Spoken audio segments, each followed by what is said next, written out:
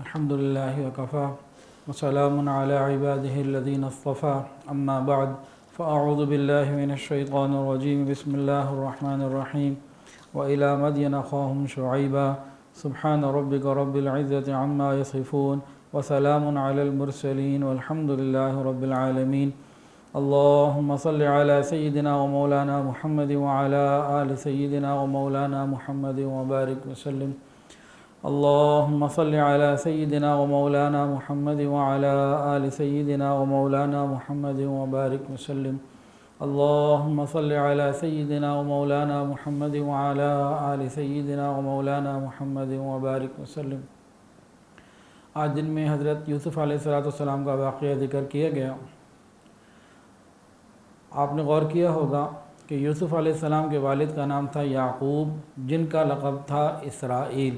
اسرائیل کا مطلب ہے اللہ کا بندہ، عبداللہ، اسرائیل اور اللہ کا بندہ، یہ ایک ہی بات ہے۔ اسرائیل عبرانی زبان میں، عبداللہ عربی زبان میں اور اللہ کا بندہ اردو کی زبان میں۔ حضرت ابراہیم علیہ السلام جب نکلے تھے اپنے آبائی وطن فدان آرام سے جب آپ وہاں سے نکلے، جب قوم نے آپ کو وہاں رہنے نہیں دیا تو وہاں سے آپ مختلف جگہ گئے۔ وہاں سے آپ کلادنیین کی طرف گئے، پھر حاران کی طرف گئے، اس کے بعد آپ فلسطین پہنچے اور فلسطین سے ابراہیم علیہ السلام مصر پہنچے۔ جب ابراہیم علیہ السلام مصر پہنچتے ہیں فلسطین سے تو آپ کی اہلیہ حضرت سارہ آپ کے ساتھ ہیں اور آپ ان کے ساتھ ہیں، تو وہاں ایک بادشاہ تھا جس کو ملک جبار، ظالم بادشاہ کہا گیا، جو ایک واقعہ بھی پیش آیا، آپ کو یاد ہوگا، 2-3 دن پہلے گزر چکا ہے وہ۔ تو ابراہیم علیہ السلام یہاں آئے تھے اور اس کے بعد یہاں سے گزر کے چلے گئے، پھر آگے وہ کنعان اور نابلس کی طرف، پھر کنعان کی طرف انہوں نے رہائش اختیار کر لی۔ اسماعیل علیہ السلام کو مکہ چھوڑ آئے اور ان علاقوں میں اسحاق علیہ السلام اور اس طرح کے سلسلہ آگے رہا۔ یعقوب علیہ السلام، ابراہیم علیہ السلام کے کئی بیٹے تھے، ایک بیٹے کا نام تھا اسماعیل علیہ السلام، یہ مکہ میں آباد ہوئے۔ ایک بیٹے کا نام تھا اسحاق علیہ السلام، یہ کنعان کی طرف، یعقوب علیہ السلام جہاں تھے اس طرف آئے، اور اس کے علاوہ اور بھی بیٹے تھے۔ تو مصر ابراہیم علیہ السلام آئے اور گزر کے چلے گئے۔ پھر ابراہیم علیہ السلام کے بیٹے تھے اسحاق علیہ السلام، ان کے بیٹے یعقوب علیہ السلام اور ان کے بیٹے حضرت یوسف علیہ السلام۔ حضرت یوسف علیہ السلام کسی طرح قافلے کے ذریعے اللہ نے قدرتاً ان کو مصر پہنچا دیا۔ یوسف علیہ السلام جب وہاں کے بادشاہ بن گئے تب انہوں نے اسرائیل یعنی اپنے والد کو بلایا، اور حضرت یعقوب علیہ السلام جو کہ اسرائیل ہیں اور بنی اسرائیل یعنی اپنی اولادوں کو لے کر کنعان سے مصر کی طرف ہجرت کر کے آ گئے۔ جو بات سمجھانا چاہ رہا ہوں وہ اب کروں گا کہ جس وقت بنی اسرائیل مصر میں آتے ہیں تو حکومت میں ہوتے ہیں، یہ رائل فیملی ہوتی ہے، ان کے اوپر کوئی ظالم نہیں مسلط ہوتا، نہ کوئی فرعون نہ کوئی اور چیز، یہ رائل فیملی میں سے تھے۔ ان کو اللہ نے حکومت اور شاہانہ طریقے سے، باعزت طریقے سے مصر عطا کیا تھا۔ پھر ہوا کیا تھا؟ پھر وہی ہوا کہ حضرت یوسف علیہ السلام کے انتقال کے بعد آگے زیادہ نہیں، صرف 3-4 نسلیں گزری تھیں کہ حضرت موسیٰ علیہ السلام کے زمانے میں یہ بنی اسرائیل جو ایک وقت میں مصر کے بادشاہ تھے، رائل فیملی تھے، یہ ذلت اور رسوائی کے شکار ہو گئے، یہ غلام بن گئے اور مصریوں کے ظلم کے چکی میں پسنے لگے۔ ذرا غور کیجئے کتنا فاصلہ گزرا۔ حضرت موسیٰ علیہ السلام کا جو حسب نسب ہے وہ کیا ہے؟ حضرت موسیٰ علیہ السلام ابن عمران ابن قامت ابن لاوی ابن یعقوب علیہ السلام، یعنی حضرت یعقوب علیہ السلام کے بعد صرف 3 عمران، قامت اور لاوی، یہ 3 بزرگوں کا واسطہ ہے، پھر حضرت موسیٰ علیہ السلام آتے ہیں۔ گویا یوں سمجھ لیجئے کہ حضرت یعقوب علیہ السلام کے ایک بیٹے کا نام لاوی اور دوسرے بیٹے کا نام یوسف علیہ السلام۔ تو لاوی کے پوتے کا نام عمران، یعنی حضرت یوسف علیہ السلام کے بھائی لاوی کے پوتے کا نام عمران اور عمران کے بیٹے کا نام موسیٰ علیہ السلام۔ تو صرف 3-4 یہ لڑیوں کا اور 3-4 نسلوں کا فاصلہ ہے، اس سے زیادہ نہیں رہا فاصلہ، کہ جب بنی اسرائیل پہلی مرتبہ آ رہے ہیں مصر میں تو حاکم بن کر، حکمران بن کر، رائل فیملی بن کر آ رہے ہیں، لیکن صرف 3-4 نسلوں کے بعد موسیٰ علیہ السلام کی سربراہی میں راتوں رات مصر کو چھوڑ کے نکلتے ہیں کہ غلامی سے نجات پانا چاہتے ہیں۔ یہ صرف چند نسلوں میں یہ کیا حادثہ ہوا؟ یہ وہی حادثہ ہے جو حضرت شعیب علیہ السلام نے اپنی قوم کو بتایا، کہا کہ دیکھو قوم نوح نے بھی نہیں سمجھا اور وہ خراب ہوئے، اس کے بعد ہود نے نہ مانا، سمود نے نہ مانا اور لوط نے بھی نہ مانا، تم تو مان جاؤ، تم بھی نہ مانے تو تمہارے ساتھ بھی وہی ہوگا جو پہلوں کے ساتھ ہوا۔ یصیبکم مثل ما اصاب قوم نوح او قوم ہود او قوم صالح وما قوم لوط منکم ببعید واستغفروا ربکم ثم توبوا الیہ ان ربی رحیم ودود۔ حضرت شعیب علیہ السلام نے اپنی قوم کو سمجھایا کہ دیکھو پچھلی قومیں آتی چلی گئیں، جنہوں نے وقت کے نبی کی بات کو مانا اللہ نے نبی کو اور ان ساتھیوں کو بچا لیا جنہوں نے اللہ کی بات کو مانا، اور جنہوں نے نہ مانا اللہ نے ان کو ذلیل و رسوا کر دیا اور پچھلی قوموں میں سب کو تباہ کر دیا، اکثر کو بہت سو کو تباہ کیا۔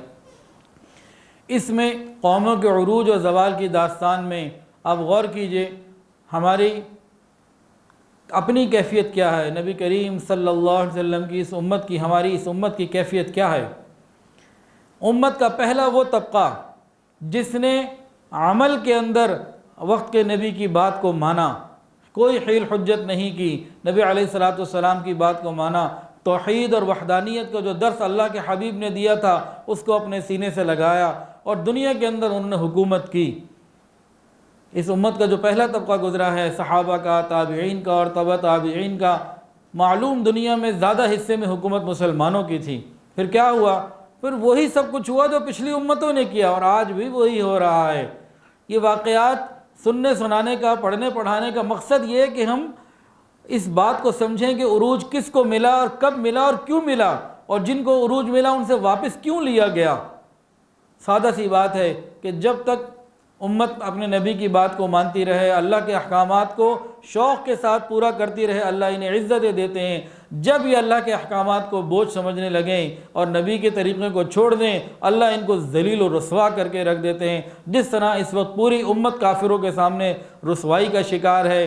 کوئی دنیا میں ایک ملک ایسا نہیں جہاں مسلمان پورے طریقے کے ساتھ شریعت کے مطابق زندگی گزار رہے ہوں، اور جہاں شریعت کی اس عظمت ہو، اسلامی قانون ہو، کسی ملک میں بھی اس طریقے سے نہیں رہا۔ عملی طور پر مسلمان بہت دور ہو چکا اس طریقے سے جو نبی کریم صلی اللہ علیہ وسلم کا تھا، اسی لیے ذلیل و رسوا ہو رہا ہے۔ ہاں، پچھلی امتوں میں اور اس امت میں فرق کیا ہے؟ پچھلی امت میں ایک ایک گناہ کی وجہ سے قومیں تباہ ہو جایا کرتی تھیں۔ اس امت کو حضور پاک صلی اللہ علیہ وسلم کی رحمتوں بھری دعاؤں کا سہارا ہے۔ نبی علیہ السلام نے اللہ سے مانگا تو اللہ میری امت کو اکٹھا تباہ نہ کر دینا۔ اللہ کی قسم یہ نبی کی دعائیں نہ ہوتی، ہر وہ گناہ جو پچھلی امت میں تھا اور ایک ایک گناہ کی وجہ سے وہ تباہ ہوئیں، وہ سارے گناہ آج ہمارے اندر موجود ہیں۔ ہمیں ضرورت ہے توبہ کرنے کی۔ یہ کورونا بھی ایک عذاب کی کیفیت میں ہے۔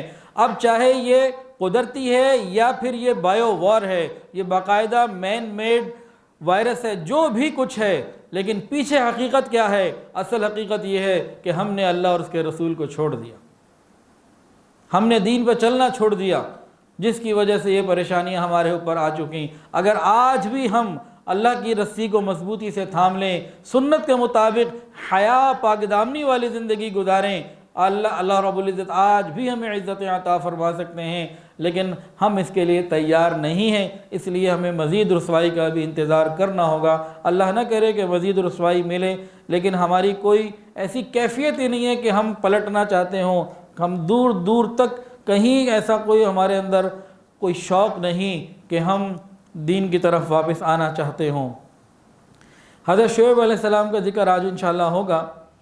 حضرت شعیب علیہ السلام کا نام قرآن مجید میں 10 جگہ پر آیا ہے۔ حضرت شعیب علیہ السلام کی بعثت مدین میں ہوئی تھی، اہل مدین کی طرف۔ یہ قبیلہ حضرت ابراہیم علیہ السلام کے بیٹے مدین کی نسل سے تھا۔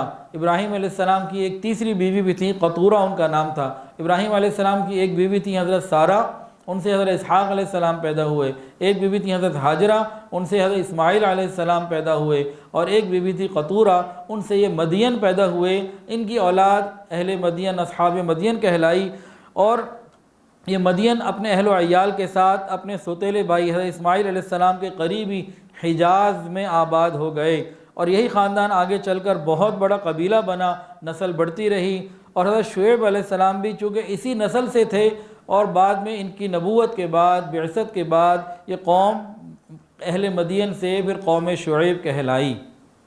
ان کی جگہ کیا تھی، کس جگہ پر آباد تھے؟ وَإِنَّهُمَا لَبِإِمَامٍ مُبِينٍ۔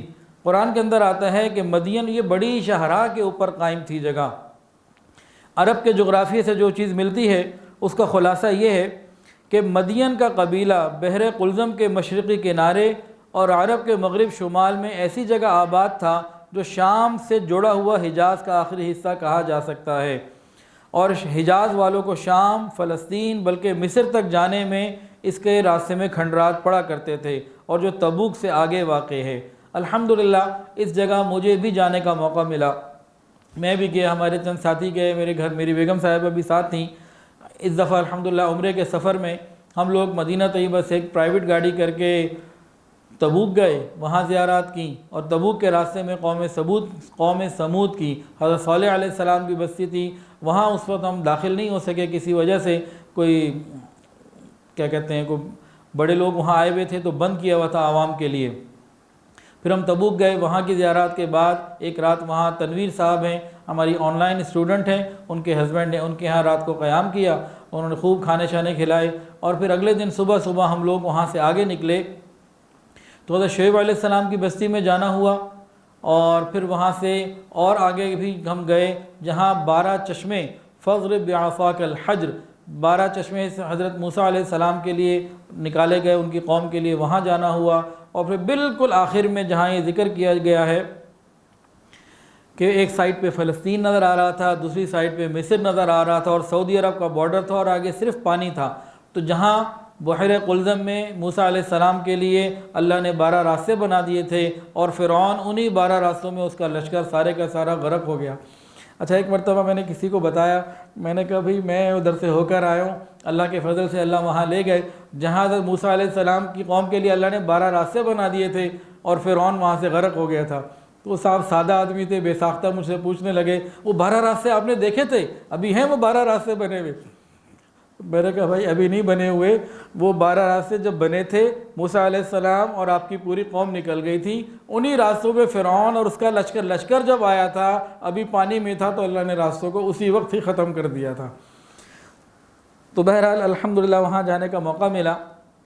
تو اصحاب الایکہ اور اصحاب مدین، بعض حضرات کے بقول راجح قول یہی ہے کہ مدین اور اصحاب ایکہ ایک ہی قبیلہ ہے۔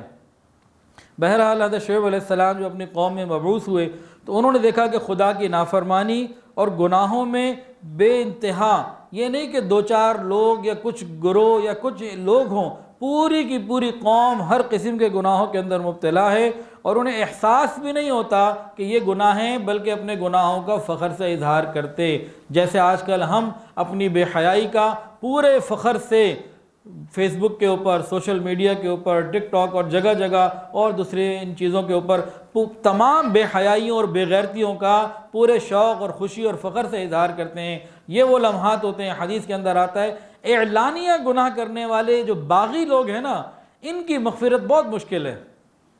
غلطی سے گناہ ہو جائے وہ اور بات ہے، شرمندہ تو ہو، لیکن آج تو وہ شرمندگی کا احساس ہی ختم ہو گیا، گناہ کر کے بتاتے ہیں کہ ہم نے اتنے گناہ کیے، انا للہ و انا الیہ راجعون۔ یہ وہ کیفیت تھی جس کی وجہ سے پچھلی قومیں تباہ و برباد ہو گئیں۔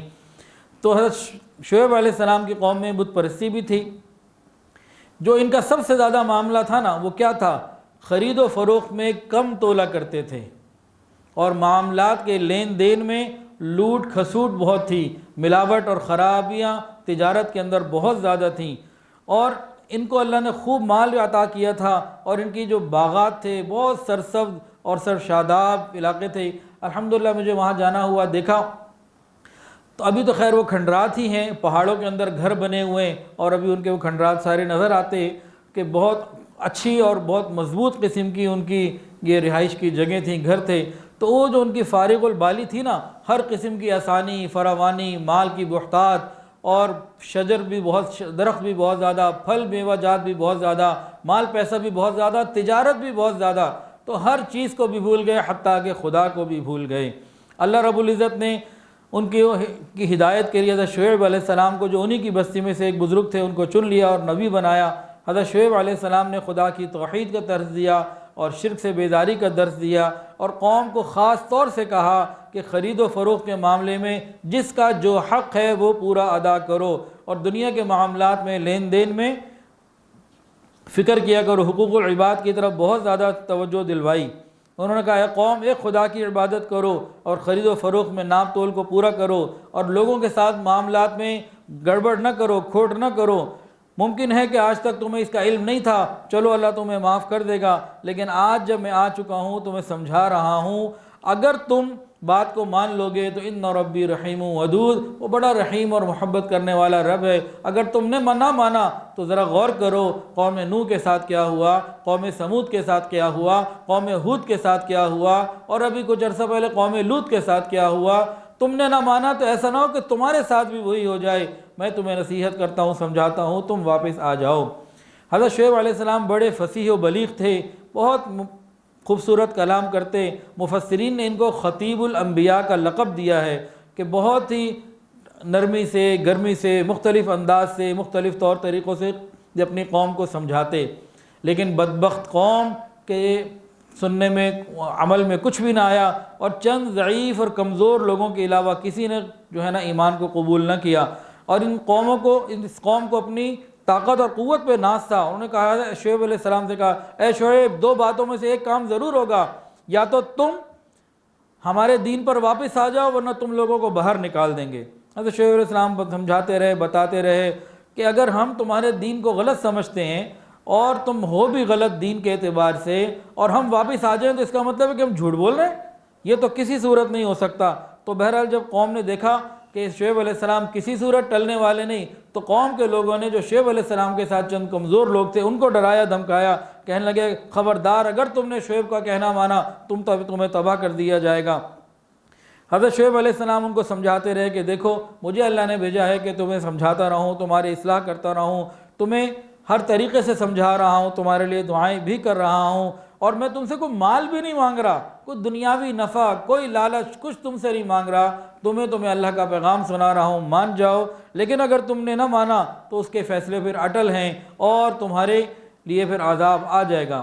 یہ قوم کے سردار تیوریاں چڑھا کے غصے سے بولے، اے شعیب، کیا تیری نماز یہ چاہتی ہے کہ ہم اپنے باپ دادا کے دیوتاؤں کو پوجنا چھوڑ دیں؟ اور یہ بات ان کو سمجھ میں نہیں آتی تھی۔ کہتے، کیا تمہارا دین یہ کہتا ہے، تمہاری عقل یہ کہتی ہے کہ ہمیں اپنے مال و دولت میں اختیار نہ دیں؟ مال ہمارا ہے، جہاں مرضی ہماری خرچ ہم کرے۔ یہ کیسی بات ہے کہ مال ہمارا ہو، مرضی ہم اللہ کی مانیں؟ یہ تو نہیں ہو سکتا، ہم تو اپنی مرضی کو مانیں گے۔ تو شعیب علیہ السلام ان کو بہت سمجھاتے رہے، اور وہ کہتے تھے اگر ہم کم تول نہ چھوڑ دیں اور کاروبار میں لوٹ کھسوٹ نہ کریں، ہم تو غریب ہو جائیں گے، قلاش ہو جائیں گے، تباہ ہو جائیں گے۔ یہ آپ کون سے طریقے ہمیں سکھا رہے ہیں؟ بہت کوشش کی لیکن اس قوم نے بالکل نہ مانا۔ حضرت شعیب علیہ السلام نے فرمایا، افسوس ہے تم پر، کیا تمہارے لیے خدا کے مقابلے میں میرا خاندان زیادہ ڈر کا باعث بن رہا ہے؟ حالانکہ میرا رب تو تمہارے تمام اعمال کا احاطہ کیا ہوا ہے، وہ سمجھنے والا ہے۔ بہرحال قرآن مجید کے اندر آتا ہے انہوں نے نافرمانی اور سرکشی کی۔ حضرت شعیب علیہ السلام کی قوم کو دو قسم کے عذاب نے آ گھیرا، ایک زلزلے کا عذاب اور ایک آگ کی بارش ہوئی۔ یہ تاجر لوگ تھے جنہوں نے لوٹ کھسوٹ کی۔ آج ہماری مارکیٹ میں کیا ہوتا ہے؟ شالمی میں دکان ہے، ابھی تو اللہ تعالیٰ معاف فرمائے، لاک ڈاؤن کی وجہ سے تقریباً 1.5 مہینہ ہو گیا ہے، مارکیٹ بند ہے، دکان جانا نہیں ہو رہا، اور تنخواہیں بس اللہ کے فضل سے پچھلے مہینے بھی دے دی تھیں، اس مہینے بھی کسی طریقے سے دے دیں۔ بہت پریشانیوں کا عالم ہے، بحیثیت ایک تاجر بہت چیزوں کو دیکھنا ہوتا ہے۔ تو بہرحال یہ تاجر لوگ تھے۔ آج ہماری مارکیٹ میں کیا ہے؟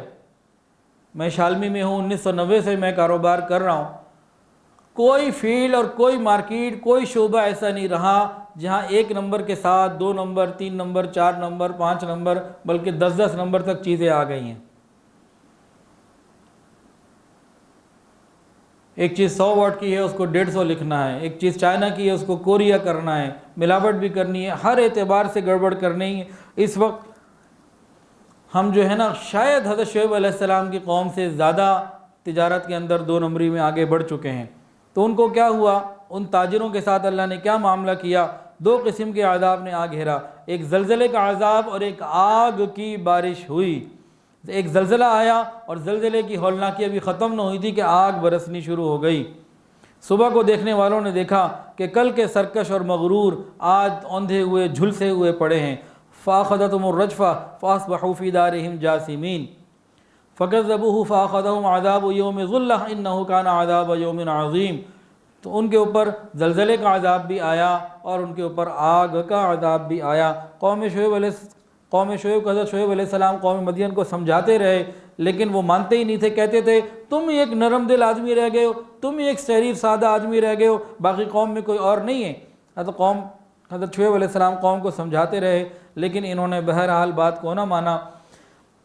حضرت شعیب علیہ السلام کی قوم کے حالات سے ہمارے اپنے بہت سارے حالات ملتے ہیں کہ ہم میں سے بہت سارے لوگ صرف نماز اور قرآن اور روزے کو ہی دین سمجھ بیٹھے ہیں۔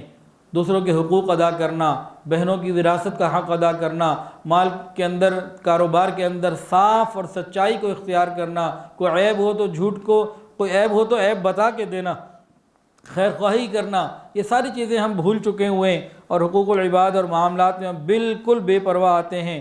خرید و فروخت میں دوسروں کے حقوق کو پورا نہ دینا یہ پورے نظام کو تباہ کر دیتا ہے، اور معاشرے کے اندر لالچ، خود غرضی اور اس قسم کی چیزیں بہت زیادہ آ جاتی ہیں۔ قرآن کے اندر آتا ہے وَيْلٌ لِّلْمُطَفِّفِينَ الَّذِينَ إِذَا اكْتَالُوا عَلَى النَّاسِ يَسْتَوْفُونَ۔ ہلاکت ہے ان لوگوں کے لیے دوسروں سے جب لیتے ہیں تو ناپ تول میں کمی کرتے ہیں، اور جب کم تولنے لیتے ہیں تو پورا لیتے ہیں، دیتے ہیں تو کم کیا کرتے ہیں۔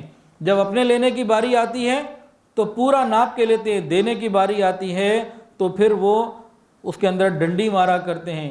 یہی معاملہ ہم سب کا اس وقت موجود ہے، اور یہ ناپ تول کا معاملہ، ناپ تول میں کمی کا معاملہ، یہ صرف دودھ اور کپڑے میں نہیں ہے کہ ملاوٹ دودھ میں ہو گئی، لین دین میں کمی ہو گئی۔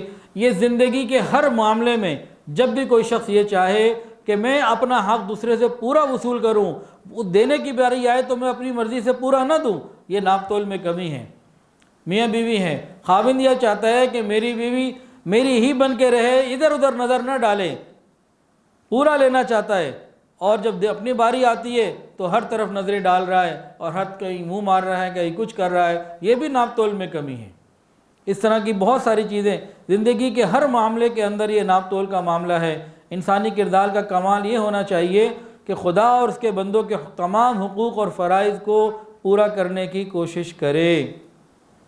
اللہ تعالیٰ سے دعا ہے اللہ تعالیٰ ہم سب پر رحمت فرمائے۔ آج رمضان کی 10ویں شب ہے اور پہلے عشرے کی آخری رات ہے۔ اللہ تعالیٰ اپنی رحمت سے ہم سب کی مغفرت فرمائے، اور جتنا بھی ہم کوئی اعمال اگر کر سکے ہیں اللہ پاک اپنی رحمت سے ان کو قبول فرمائے۔ ابھی بھی حالات آ رہے ہیں، آج بھی کسی خاتون نے پوچھا، آئے روز یہ سوال ہو رہا ہے کہ جی گھر میں مرد لاک ڈاؤن میں گھر میں بیٹھے روزہ نہیں رکھتے۔ آج کسی نے یہ پوچھا کہ گھر میں مرد موجود ہیں، کئی لوگ پوچھ رہے ہیں، ایک دو کی بات نہیں ہے، اس لیے نہ کوئی غیبت ہے نہ کوئی عوام کا حال اس وقت ہے کہ جی میرا روزہ ہے، اب گھر میں بھائی یا والد یا خاوند یا بیٹا جوان روزہ نہیں رکھ رہا، اب انہیں دوپہر کو کھانا کھلانا پڑتا ہے، کیا ہم گناہ گار ہیں؟